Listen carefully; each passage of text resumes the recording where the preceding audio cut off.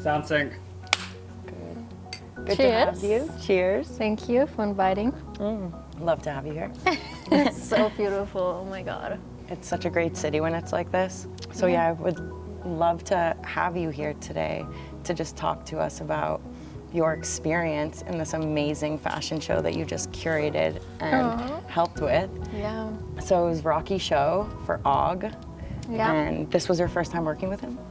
This was my first time working with him, actually. Yeah. It's funny because like I've been working with music artists actually for so long, and he was always one of my favorite artists. So it's crazy how everything just worked out, because I just like met him at his Puma dinner for his like collection with Puma. Like I was at that time like still like, working with Adidas. Obviously they're like It's conflicting. Yes. Understood. Yes, but I reached out to my Adidas team. I was like, hey, I'm invited, like the Puma team just invited me, and Is it okay if I go? if it's okay if I go, and they would be like, yeah, sure, just like maybe don't post anything. You know? Fair game. I went there, and the funny thing is we actually started talking because my phone background at that time was like one of my Adidas pieces I did. Oh, fire. And he saw it and he was like, Adidas? And I was he like, put you on blast. yeah, and I was like, yeah, I've been like working with them. And, But he fucked with the piece a lot. He was yes, like, That's exactly. amazing. He was like, what is that? And then he wanted to know what I was doing. And I was like, yeah, I'm a designer. We started talking. He wanted to see my stuff. And he was like, immediately, okay, like I need you to help me with my show. What month was this?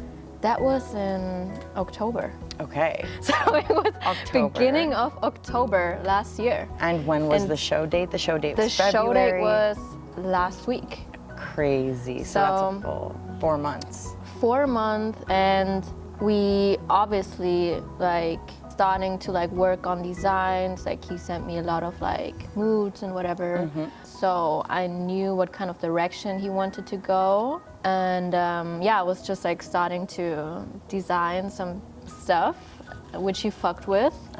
And then I think like 2 weeks later or something, we like signed the contract. Made it formal. Made it formal, so it actually Amazing. like That's you pretty know, quick, actually. happens. Everything just had to be like so quick, you know, because the show is in February, so we got to start the sampling process.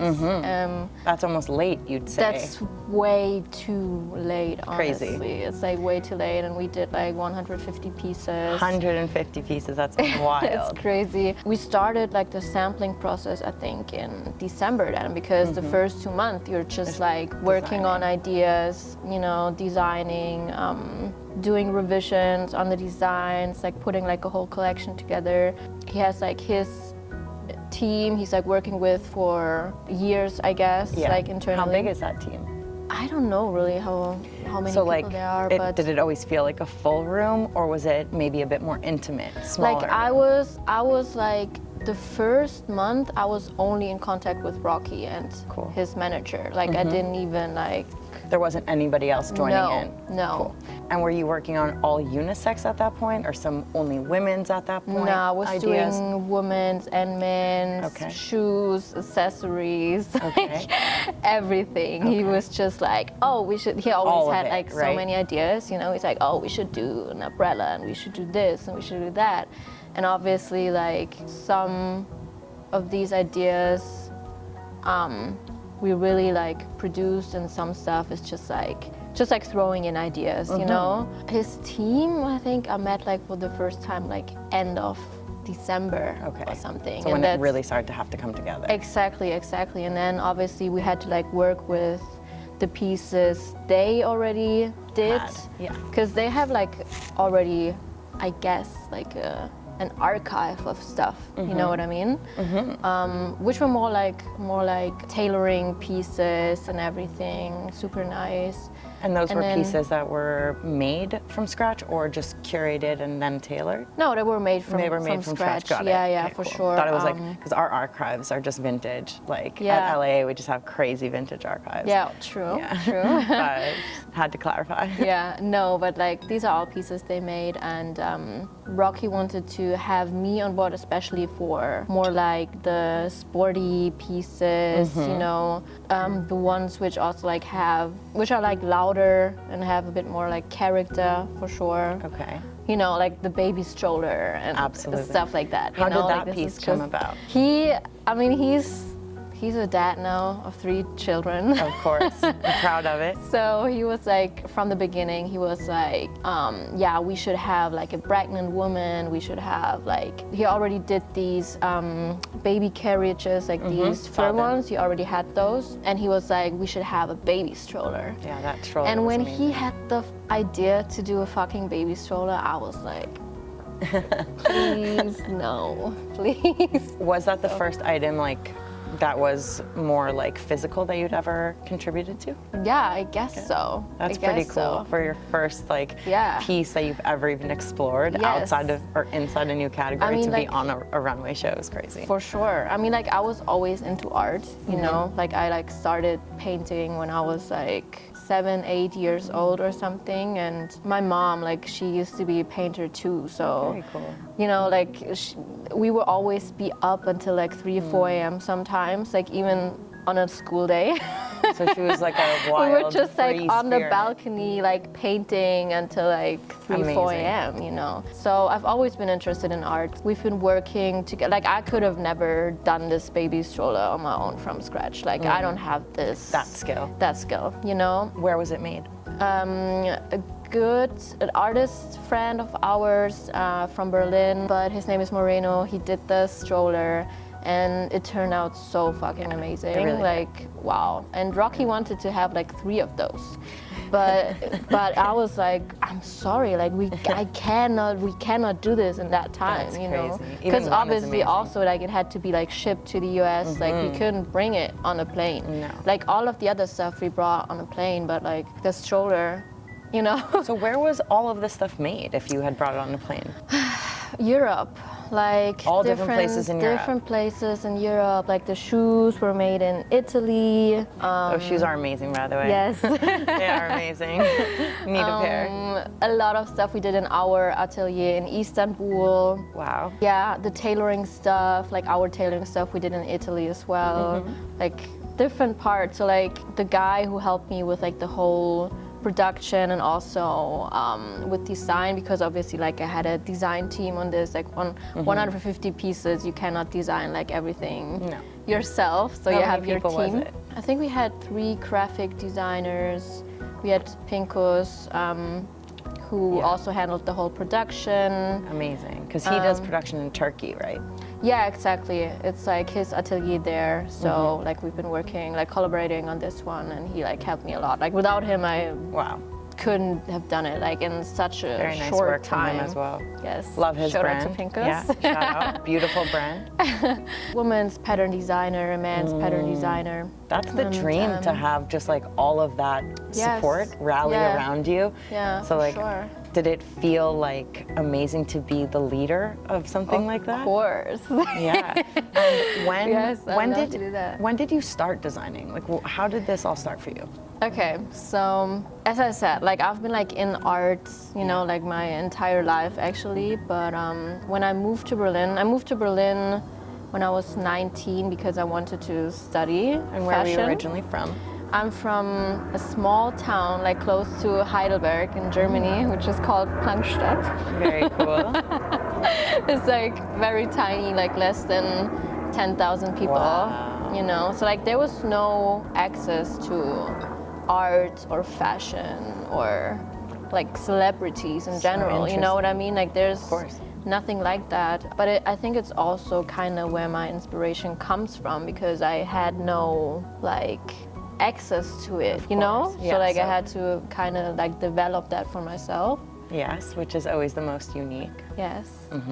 And always like the core is from something so like essential to your life. that carries the work, which is so nice to me. Yeah, for sure. So you moved at 19? Moved when I was 19, went to Berlin, studied fashion there. You know, I'm coming from like a very like down-to-earth family, so, and studying fashion, like you had to pay for it. I was working in a sushi restaurant. I got into the film industry because I just like had to work to like pay my studies, you know. Like I moved to Berlin with like literally $500 in my pockets, and yeah, and my first rent was $340. Wow. And with the rest, I was just living, you know. Like, wow. So when did your first garment come out, or that you've even made, even if nobody saw it in public, but what was the first thing you had ever worked on? That was honestly when I was like 13 or something already. Like I was already back then like into doing my own clothes, but back then obviously like I would do stuff which like a 13-year-old girl would wear back then, you know, like just like a floral like skirt.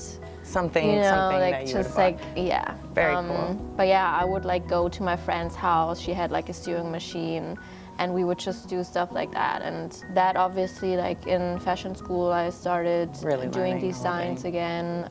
I really, because I already was like so deep into the whole film industry then, because I like, you know, had to like earn money to like pay for my studies. I was so stuck in there, and I like stopped designing and got a little like overloaded. Yes, exactly. Understood.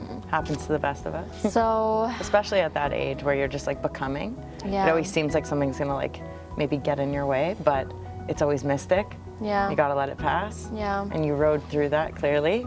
So yeah, exactly. Like I was like in film industry for 7 years or something then. Okay. You know, and it like really, it was fun, and I also like made a lot of money, and I also like, this is the reason I can be here in LA right now, you know? At some point I was like, okay, I have to get out of Berlin. Like I have to find a new place, you know? More yearning in you that was like change. Like I need to get back to my creativity. At that time, I didn't even know like what I wanted to do, you know? Like I always knew like design and fashion is like really like my love, passion, you know, so like deep inside of me. But yeah, at this point I was just like, okay, I have to get out of Berlin. Like that's the first And Berlin's step. still a pretty cool place, but you just felt like it was like next step. How old were you at that time? Or let's say like, sorry, I don't mean to ask you. moved 25. Oh, still a baby. Yes. That's a good age to say that you want to like live your life for real. That's like, I would say under 25, you're just learning. Yeah. And you'd hope to be learning from the great people that you can learn from. Yeah. But at 25, you're just like that first foot where you're like, hey, no, this is my life. Yes. And I'm gonna do something about it. Exactly. So you went to New York or LA? No, I went straight to LA. Because honestly, yeah, I love New York.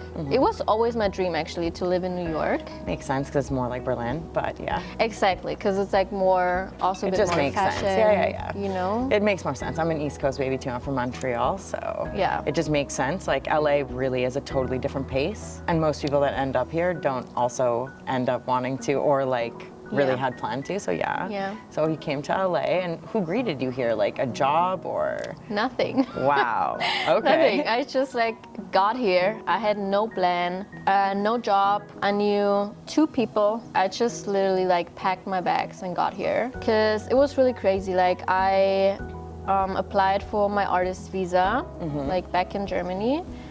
And I got it within like 3 months, and usually it's like a process of like at least like 6 months, and you would like have to go to the embassy and like do an interview, and then you would get the visa, you know? And I didn't have to do all of this. Like they just sent me my passport with the visa in it. Like it was like, it was just like, sometimes like the city just like really like pulls you. So everything worked out well, is what you're saying? It was everything just like meant to be. was just like so easy. And this was what, a couple years ago now? That was, 2.5 years ago. Obviously I was here, I was like, okay, like I just like need to work somehow, you know? And what was the first thing you worked on? My first project here was, for Kanye, music video, Vultures. Just jump right in now. Right in. Just jump right in. Okay. It was actually hilarious. That is crazy. And was it like a mutual friend or? I met this guy who, I don't know who is or was the creative director for Kanye, and luckily we had like a friend in common, so it was not very like random, you know? Absolutely. Like, and he was looking for producers. And at that time, like I was still like heavily in, you know, my production, film producer, of course, kind of vibe. Yes, you had all that experience. Exactly. Amazing. So yeah, I think we met like 2 weeks or something, like after I moved here, and we started working together. What do you do the most of when you get hired? Back then, definitely styling, creative direction, and producing I only did for German clients actually, or like European clients. I was working for Yves Saint Laurent, for example, with like Anthony Vaccarello, you know, like he loves being here in LA too. Yeah. So I think not last year, the year before, we shot a part of his movie, which is a documentary basically about him, like being the creative director of Yves Saint Laurent. Oh, very nice. And, very cool. Yeah, and we shot like 20 days or something, or 25 days here in LA, just like at the most beautiful homes and locations, and it was really amazing. And stuff like that I actually also loved because I was so close to like this high fashion industry, you know? But yeah, Don't you find that when you learn like the well-rounded, like even as a creative director or a brand owner, you really need the skills from so many different things? Yes, 100%. Like I don't, you know, sometimes I'm like maybe a bit too negative when it comes to like talking about being like in the film industry and whatever, because I just like didn't want to do it anymore. But you don't want to feel stuck at a level. I feel like you just wanted to shine on your own. Yeah. Exactly. Makes and sense. But honestly, like I'm so grateful for it because I learned so much through it, you know? Most of the time, like, no matter what you do in life, you will learn and at least like sponge something to just bring with you. If you are that type of person that knows that it's all connected, you know? So you were saying that you were in film production and then you were in LA and you came in. When did you start making that first like banger latex piece that you were working on? So first, when I first moved here, like I started like painting again, you know, and like really? all Didn't of even this. Know that. So this really like brought back, my creative sense, you know, and then I started working with latex because you don't need to sew anything. Sew it, exactly. You can just like use glue. So you were making it in your apartment, literally. I was making it in my apartment, like on my kitchen. Amazing. Like, crazy. Know? And first pieces were terrible because I obviously didn't know how to fucking like glue this shit together. There was glue everywhere. Busting apart. Like, no, it was pretty like it didn't fall apart, but there was just like glue everywhere. Oh, that's like, look, was your hands were like getting stuck together? Like his thing, why he wanted to work with me, obviously, he saw the latex, and he was like, that's something new, that's like something refreshing, and like also, you know, like with me as a woman designer, like he wanted to have like some more like sexy pieces as well, and female representation in the show. And so that's why we ended up doing like also like these like racing latex shirts, which is very Jenna core, you know, very Jenna core. Basically the same thing, like the jerseys, the latex like soccer jerseys, or like the racing top is like absolutely. You definitely like that stamp of your work is on that, and you can see that, which is really hard to achieve when you start your first item, right? You think that it would take maybe some items, some practice. No, but what was amazing about your world is that this latex piece just really was so unique, and it was like the first real piece that needed to come out, but then it just set a tone forever. Yeah, exactly. Because I feel like, you know, every brand kind of needs like something where you think of the brand and you think of something, you know? Absolutely. And I think for me, it's like when you think of Jenna, you think of latex. Yes. And so yeah, it was really cool. Like I designed this unofficial Adidas collaboration, basically. And well, we all saw that. and I pitched it to them, and they loved it so much, and we ended up having like the official Adidas collaboration, which was this red latex soccer jersey for the women's Euro Championship. Amazing. It was amazing. And it was just perfect timing because it was also the European Soccer Championship, you know, that year. We just had like a very like strong marketing, storytelling, everything. With like this woman empowerment in like this male-driven industry. So, amazing. Who worked on the campaign with you? It was the Adidas team, and then it was we brought in 03 and I've helped, like obviously like I gave the creative direction, for which like how I see the piece. Yeah, they ended up like booking this super cool stadium in Hamburg, and it just all came together amazing. No, yeah, it was a phenomenal campaign, phenomenal project. Thank you. And it's funny enough, like when your latex world started, of course I'm a manufacturer, everybody started calling and saying like, I need latex, I need latex, I need latex. Like, and believe it or not, I would say, you know, I'm sorry, I don't know where to find latex. Yeah. And again, not only was the idea amazing, but the actual technicality of ever copying you became so hard that owning this industry area, this niche, just became just yours right away. So I'm like, I'm happy for you for sure, because it's like an unbelievable category. Thank you. Can't see you like stopping to finish designing it in different ways. So I just it's going to be amazing. And for the AWGE show, when you walk into like a room like that, how do you define yourself? Like a designer, developer more, or like a problem solver? Definitely, I would say as a designer slash like artist, you know, because for me, I think as I already mentioned, I've been like painting, you know, like growing up, like painting, doing creative direction work, even producing, you know what I mean? Like I think I see myself more as an artist, and that's also why I really find people like Rocky like very inspiring, because he's also working in like so many like disciplines of art, you know. Absolutely. But I would say like right now definitely my focus is on designing, and it's also like my biggest passion, you know. Fire. So yeah, I would say designer. Was there a piece that you would say didn't make it that you guys all wanted to be there, or did everything make it? Nah, not everything made it. Like I was actually a bit, like there were some pieces which didn't make it into the show, but I'm sure we can maybe use them for next time, or like build on the idea, you know, because obviously a lot of pieces, since we were like so short with timing, a lot of pieces are gonna were be like kept for in the future. we're like in the first sample round. So you still need to finish them and give them time. Exactly. And there were like really good ideas that just need to be kept. Yeah, like I don't want to say them right now because we might gonna use them, you know.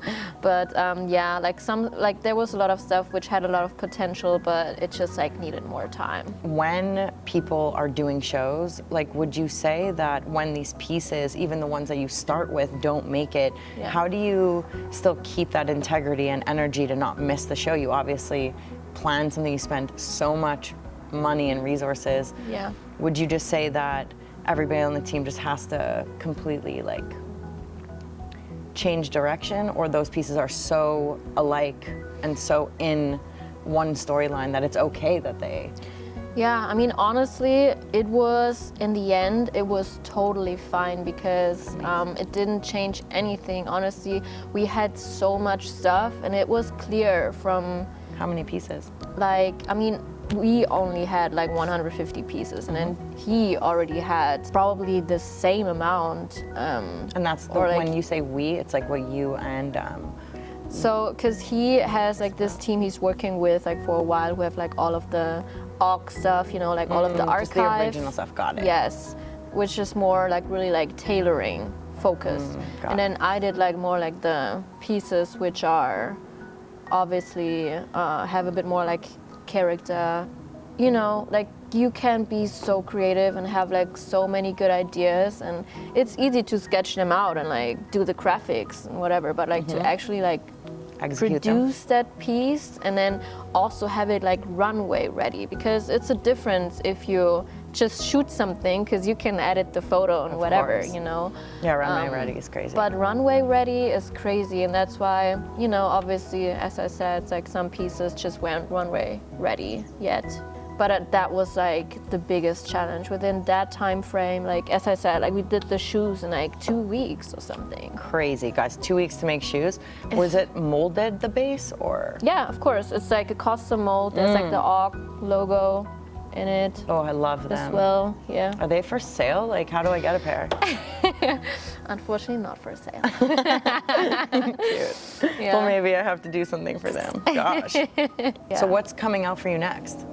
So I'm gonna work on my new collection. That really like gave me a lot of motivation to do my own runway show. Oh my God. Like I really want to do my too. own runway show. So yeah, I'm working on my collection and I'm looking for sponsors for the show. Tap in. Tap in. That sounds good. Maybe I can throw some people your way. That would be I'm always here to support you. Yes. Yes. She hasn't been to the factory, so we're gonna have to visit that. Go visit the factory. Yeah, just take a look. Always here for you. Thank you. Here in LA, but definitely tell everybody where to find your product. Do you have it online now? You have like one piece? Yeah, I do have like 1-2 pieces online right now, but there's gonna be more coming. I'm gonna do like a little capsule this summer, and then can't wait. And then for September, gonna have the collection and potentially a show. Potentially a show. And rally around it. Yes. Hell yeah, well, I'll be there for sure. Oh yes, you have to come. Producing the show. Probably I want to do New York, I think. New York is good. I'm there. Amazing. Well, thank you so much. Thank you. I enjoyed this afternoon with you so much. It was just so how lovely. could I not? Like, you don't have the view right now, but I do, so. Yeah, the view is amazing. We have it all the time. This is Silver Lake view. Yeah, beautiful. But yeah, thank you Cheers so to much. that. Cheers. It's so fun. And I can't wait to see what you have coming out. Thank you.